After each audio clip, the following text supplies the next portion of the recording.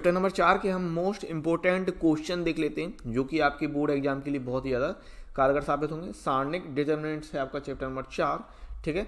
तो इस पर हम लोग बात कर लेते हैं और बढ़िया तरीके से देखेंगे सवालों को, कौन कौन से सवाल ऐसे हैं जिनको आपको लगाना ही लगाना है, ठीक है। देखिए सारणिक जो चैप्टर है वो भी आपका ऑब्व्यू की तरह, ठीक है, उसी से रिलेट करेंगे, उसी के आधार पर हम लोग सारणिक को लेते हैं। कोटि, ठीक है, एक कोटि के ऑब्व्यू का सारणिक, द्वितीय कोटि के ऑब्व्यू का सारणिक, ठीक है। तो ये सारे आपके पास टॉपिक है इसमें। और सारणिक को हल करना बहुत ही सिंपल चीज़ है, अगर आपने ऑब्व्यू किया तो आप आसानी से कर सकते हैं। तो उदाहरण नंबर 2 में हम टिक लगाएंगे, इंपॉर्टेंट सवाल, ठीक है। और इसके बाद हम लोग सीधे बढ़ेंगे, सीधे, और उदाहरण देखेंगे। हमारा उदाहरण नंबर कौन सा भाई, इंपॉर्टेंट रखेंगे जिसको आपको लगाना ही लगाना है, और वो है, देखिए जैसे उदाहरण नंबर 4 है, सवाल में कुछ नहीं है, आप आसानी से लगा सकते हैं और आपका आसानी से सवाल आ जाएगा, ठीक है। उदाहरण नंबर 4 इंपॉर्टेंट रखेंगे, ठीक है, ये लगा लीजिएगा। इसके अलावा उदाहरण नंबर 5 इंपॉर्टेंट, ये लगा लीजिएगा, ठीक है।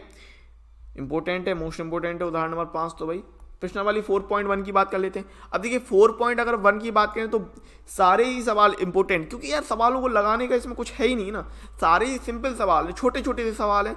इनमें अगर ये सवाल आ भी जाता है यहाँ से कोई भी सवाल, तो बहुत छोटे छोटे हैं, इनको आप आसानी से हल कर सकते हैं। और रही बात इंपॉर्टेंट की, इंपॉर्टेंट का मतलब ये है कि आपको सवाल वो लगाने लगाने, तो 7वां 4.1 में हम 7वां लगा के जाएंगे, ठीक है। 7 में के दोनों ही लगा लीजिए, कोई दिक्कत नहीं है, ठीक है, 7वां और 8वां, ठीक है ना। तो ये 8वां सवाल, ये हम अच्छी तरीके से लगा लेंगे और 7वां 8वां लगा लेंगे, क्योंकि एक्सरसाइज 4.1 की अगर मैं बात करूँ तो सारे सवाल छोटे छोटे हैं, तो ज़्यादा कुछ कठिनाई होने नहीं वाली, ठीक है। तो अब हम आगे बढ़ेंगे, सीधे आगे बढ़ेंगे फटाफट। अब यहाँ पर कुछ नहीं करना है हमको, और उदाहरण नंबर हम लोग सीधे जाएंगे बढ़ते हुए आगे, ठीक है। उदाहरण नंबर कौन सा देखने वाले हैं, यहाँ पर अभी कुछ नहीं करना आपको, कोई भी सवाल नहीं। यहाँ पर हम लोग इंपॉर्टेंट सवाल की कैटेगरी में ये ले लेते हैं, उदाहरण नंबर 11, बढ़िया सवाल है, ठीक है। उदाहरण नंबर 11 हम लोग अच्छी तरीके से देखने वाले हैं। ये सवाल, इस सवाल को आप अच्छी तरीके से कर लीजिएगा। उदाहरण नंबर 11 के बाद, ठीक है, अब आपके लगातार सवाल हैं आपको जो इंपॉर्टेंट कैटेगरी में। उदाहरण नंबर 12, ठीक है, उदाहरण नंबर 12 हम लोग लगाने वाले हैं। देखो 3.2 में सारणिक के गुणधर्म के आधार पर जो 4.2 में सारणिक के गुणधर्म के आधार पर जो हमारी एक्सरसाइज बनती है वो बहुत इंपॉर्टेंट हो जाती है, क्योंकि सारणिक के गुणधर्म के आधार पर जो सवाल आपके लगते हैं उनको आपको लगाने का तभी हो सकता है जब आपने उनको अच्छी तरीके से प्रैक्टिस कर रखी हो, ठीक है। उदाहरण नंबर 13, ठीक है, अब तो ये सारे सवाल आप लगाइए। उदाहरण नंबर 13 के बाद उदाहरण नंबर 14, सब सवाल लगाइए आप, इनकी अच्छे से प्रैक्टिस कीजिएगा। उदाहरण नंबर 14, ठीक है। देन उदाहरण नंबर 15, उदाहरण नंबर 15, ठीक है, इसको लगाना है आपको। देन उदाहरण नंबर 16, ठीक है, बढ़िया सवाल है। अब इसी पर एक सवाल और बन जाता है जहां पर वो कहता है कि इसमें एक एक लाइन और जोड़ दी जाती है। क्या जोड़ दी जाती है? एक एक लाइन, यानी यहाँ पर 1 1 और यहाँ 1 आ जाता है, और देन यहाँ पर 1 1 1 1 प्लस डी आ जाता है, ठीक है। ये 4x4 का सारणिक करके एक सवाल बन जाता है। तो ये जैसे उदाहरण नंबर 16 है, आपने ये इस तरीके के सवाल लगाए, तो इसमें अगर 4x4 का सारणिक भी आ जाए तो भी आप लगा लेंगे, ठीक है, तब भी उसको लगाने में आपको प्रॉब्लम नहीं होगी। उदाहरण नंबर 16 कर लीजिएगा। अब हम लोग आगे बढ़ेंगे और एक्सरसाइज 4.2 को देखेंगे, ठीक है। अब देखो एक्सरसाइज 4.2 जो है सारणिक के गुणधर्म के आधार पर, जैसे मैंने आपसे कही, तो ये आपको एक्सरसाइज तभी बनेगी जब आपने इसकी अच्छी से प्रैक्टिस की हो, क्योंकि इसके सारे ही सवाल इंपॉर्टेंट की कैटेगरी में आ जाएंगे, ठीक है ना। इस तरीके के सवाल आपके लॉन्ग में भी बनते हैं, 4 नंबर 6 नंबर करके आ जाते हैं सवाल, ठीक है। तो 4.2 के अंतर्गत आप लगाने ही लगाने कौन कौन से सवाल हैं, जैसे चौथा सवाल, ये आप अच्छी तरीके से देख लीजिएगा। इसके बाद 8वां सवाल, 8वें के आप दोनों ही सवाल लगा लीजिए, ठीक है, 8वें के दोनों सवाल लगा लीजिए। देन 9वां बढ़िया तरीके से लगा के जाइएगा, ठीक है। 11वां है ना, 11वें में आप दोनों सवाल लगा लीजिए, 11वें के दोनों सवाल लगा लीजिए। 12 13, जैसे मैंने आपसे कहा कि ये सारे सवाल आपके इंपॉर्टेंट हो जाते हैं। 14 15 16, ये सब सवाल आपके इंपॉर्टेंट है, इनको आपको अच्छी तरीके से लगा के जाना है। क्वेश्चन नंबर 15 भी कई बार आया है एक नंबर सवाल में, ये एक नंबर में कई बार पूछा गया सवाल है क्वेश्चन नंबर 15 आपका, ठीक है। अब जैसे त्रिभुज का क्षेत्रफल है सारणी की मदद से आपको निकालना है, तो बहुत ही सिंपल टॉपिक है। अगर आपने थोड़ा सा पढ़ रखा है तो आपको पता है कि कैसे करते हैं इसका त्रिभुज का क्षेत्रफल निकालने के लिए हम क्या करते हैं। तो उदाहरण नंबर 17 लगा लीजिएगा, ठीक है। इसको आपने लगा लिया तो आपका त्रिभुज का जो क्षेत्रफल का टॉपिक है वो आपसे कवर हो जाएगा।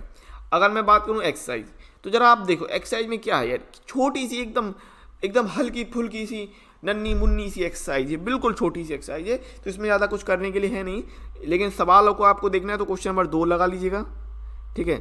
इसके अलावा क्वेश्चन नंबर 3 लगा लेंगे हम लोग, ठीक है, इंपॉर्टेंट, और क्वेश्चन नंबर 5, ठीक है। 2, 3 और 5, 4.3 में आप 2, 3, 5 कर लीजिएगा, ठीक है। इसके बाद आता है आपका उपसारणिक और सेकंड, माइनर एंड कोफैक्टर। सो यहाँ से आपका ए इनवर्स निकालने की प्रोसेस जो है वो शुरू हो जाती है। ए इनवर्स आपको ज्ञात करने के लिए कह जाता है, ठीक है। तो इसमें हम लगा लेते हैं एक तो उदाहरण नंबर 20 में, ठीक है। बढ़िया तरीके से टिक मारते जाइएगा, ठीक है। अपने पास किताब होगी जो भी है आप लिखते जाइए, अगर किताब नहीं है तो कहीं पर पेज में लिख लीजिएगा। ये इंपॉर्टेंट सवाल हैं, आपको लगाना है, ठीक है। उदाहरण नंबर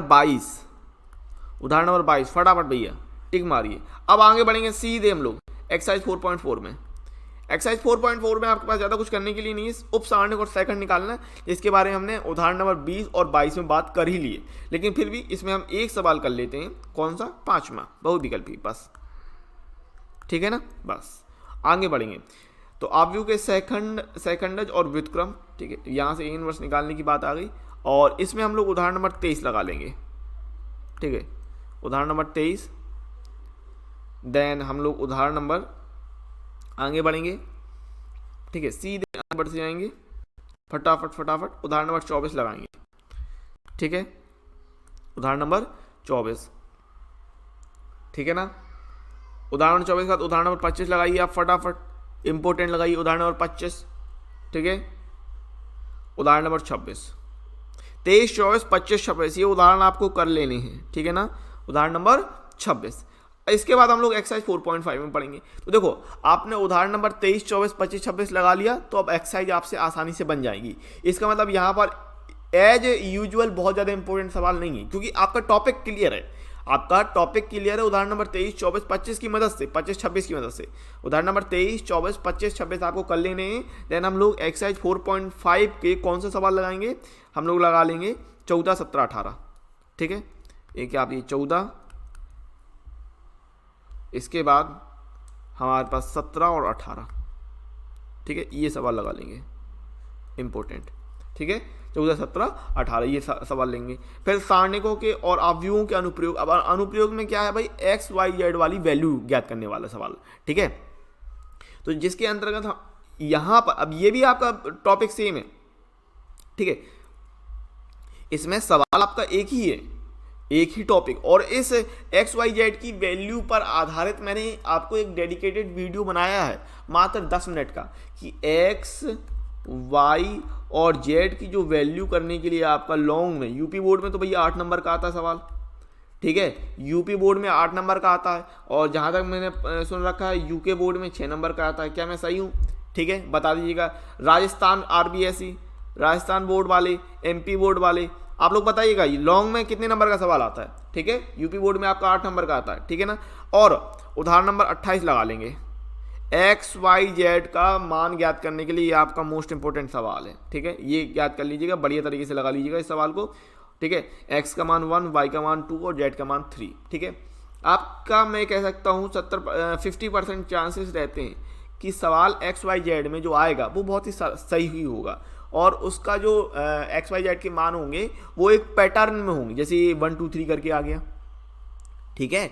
अधिकतर केस में, मैं ये नहीं कह रहा हूँ कि हमेशा, अधिकतर केस में क्या होता है कि एक्स वाई जेड की जो वैल्यू आएगी वो एक आपकी पैटर्न में आएगी, जैसे यहाँ 1 2 3 आ गई, ठीक है। तो उदाहरण नंबर 28 अच्छे तरीके से लगा के जाइएगा, और उसी उदाहरण नंबर 28 के आधार पे भैया आपकी एक्सरसाइज 4.6 है, बात समझिएगा।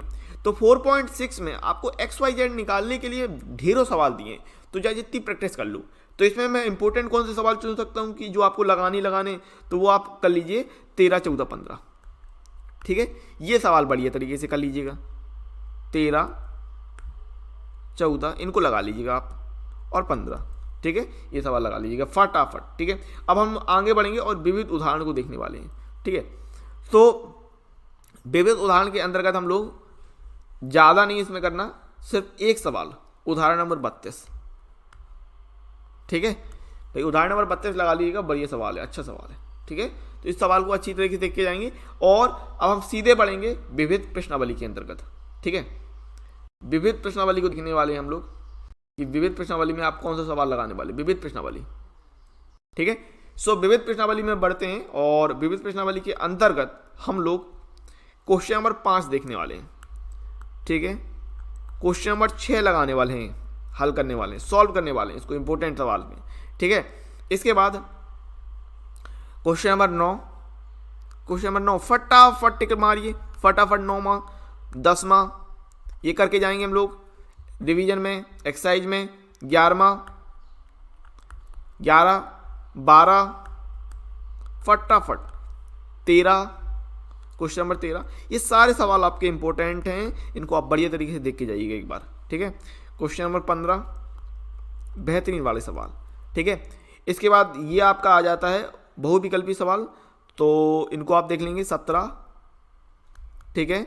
देन 18, ठीक है, 18 एज यूजुअल उतना इंपॉर्टेंट नहीं है, ठीक है, लेकिन फिर भी कर लेंगे 19, ठीक है। तो ये आपका चैप्टर नंबर 4 जो सारणिक है उसके अंतर्गत आपका जो इंपॉर्टेंट सवाल थे वो मैंने करा दिए चैप्टर नंबर 4 के। तो बढ़िया तरीके से इन चैप्टर्स की आपको रिवीजन कर, इन क्वेश्चंस की आपको रिवीजन करना है और कोई भी सवाल मिस नहीं करना है।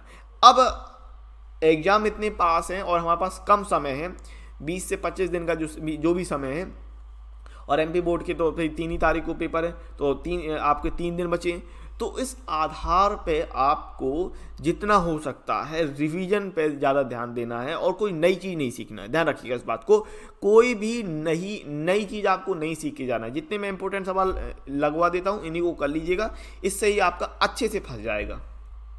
तो आपको कौन कौन से सवाल जो हैं वो एनसीईआरटी बुक से लगा लेने हैं वो देख लेते हैं एक बार फिर से अच्छी तरीके से, ताकि आपको एक ही जगह पर सारे सवाल अच्छी तरीके से पता रहें।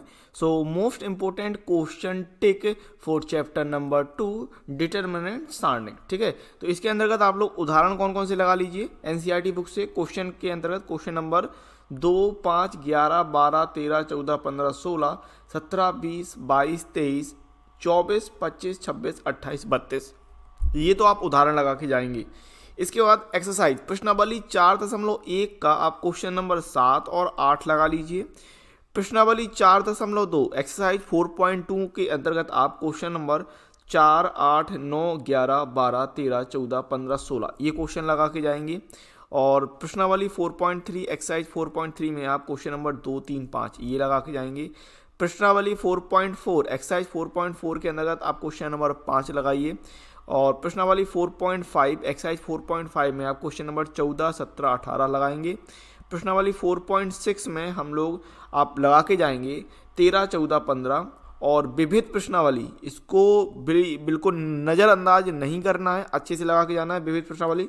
तो विविध प्रश्नावली के अंतर्गत आप क्वेश्चन नंबर 5, 6, 9, 10, 11, 12, 13, 15, 17, 18, 19 ये क्वेश्चन आपको एनसीईआरटी बुक से हर हाल में लगा लेने। इनमें से कोई भी क्वेश्चन आपको छोड़ना नहीं है, ये इंपॉर्टेंट क्वेश्चन है जिनको आपको हर हाल में लगा लेना है। 100 आउट ऑफ 100 के लिए आखिर आप क्या पढ़ें, किस तरीके से पढ़ें ताकि आपके 100 आउट ऑफ 100 आ सकें कक्षा 12 गणित के अंतर्गत। तो मेरी थ्योरी के हिसाब से आपको ये चीज़ें करना बहुत ही ज़्यादा ज़रूरी है। देखिए अगर आप एनसीईआरटी बुक से पढ़ रहे हैं तो एनसीईआरटी बुक के अंतर्गत रिवीजन करने के लिए, देखिए रिवीजन का वक्त है ये, रिवीजन के लिए आपको मैंने इंपॉर्टेंट क्वेश्चन के लिए टिक लगवा दिए।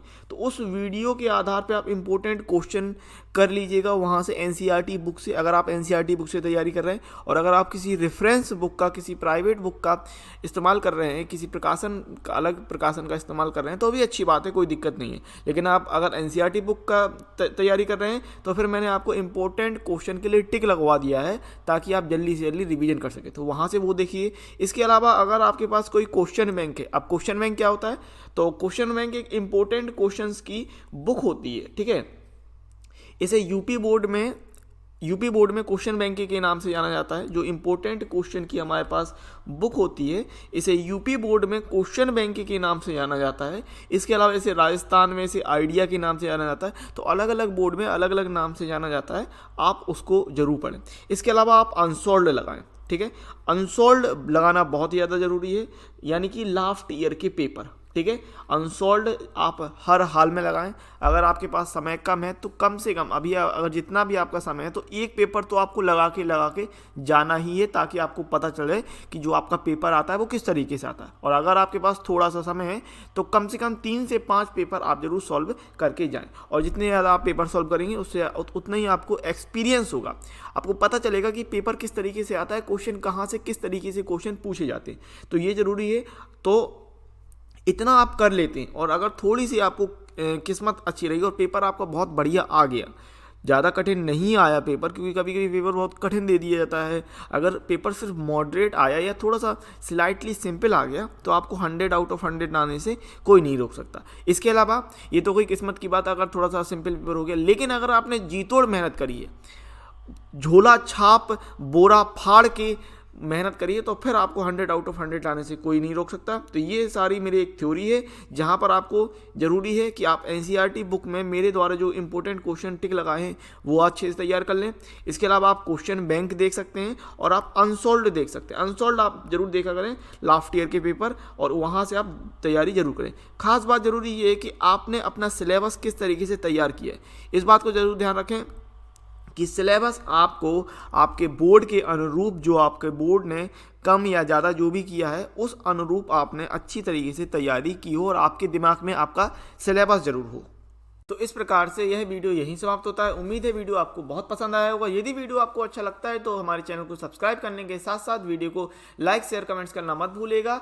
चैनल को सब्सक्राइब कर लीजिए, बेल नोटिफिकेशन को ऑल सेलेक्ट जरूर कर लीजिए, ताकि जो भी नया वीडियो आपको मिले उसका नोटिफिकेशन आपको तुरंत मिल जाए और आप अपनी वीडियो लेक्चर के साथ, अपनी क्लास के साथ अपडेटेड बने रहें। अगर आपको वीडियो अच्छा लगा है तो वीडियो को लाइक शेयर कमेंट जरूर करें। और अगर आप लाइव क्लासेस को ज्वाइन करना चाहते हैं, लाइव क्लासेस को अटेंड करना चाहते हैं, तो हमारी एप्लीकेशन को जरूर डाउनलोड करें, जिसका लिंक आपको डिस्क्रिप्शन में मिल जाएगा, या फिर आप प्ले स्टोर में भी सर्च कर सकते हैं एक्सपी क्लासेस, वहाँ से भी आप हमारी एप्लीकेशन को जरूर डाउनलोड करें।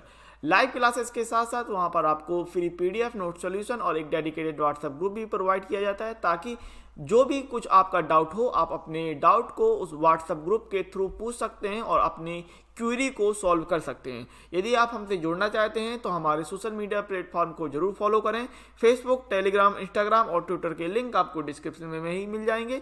सभी के लिंक आपको डिस्क्रिप्शन में दिए हुए हैं, तो उनको आप फॉलो जरूर कर सकते हैं। वहाँ पर हमें मिलेंगे अगली वीडियो लेक्चर के साथ। तब तक के लिए जय हिंद, जय भारत।